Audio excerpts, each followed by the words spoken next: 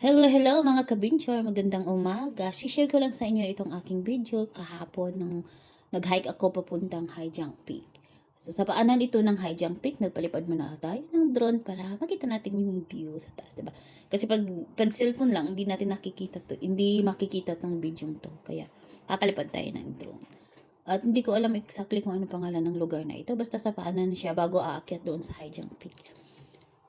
At ayan, mayroong bundok ditong gagawin ata nilang kabahayan uli at itong island na to. Apakaganda ng island na yan. Hindi ko alam ang pangalan. Pupuntahan kaya natin one day. At ayan. Ito yung ating aakyat. Ito yung Haijang Peak.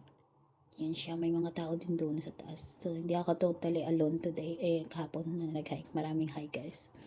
But last week, nung nag-hike ako sa Sharp Peak, as in, walang katao-tao doon. So, ayan, may mga tao doon. May pababa at meron ding tao nasa tuktok.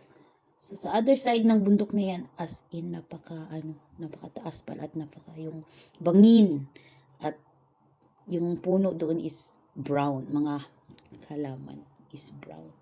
Brown, iwan pa. Kasi bato nga bato. At ayan, pinauwi ko na yung drone kasi windy, natatakot ako.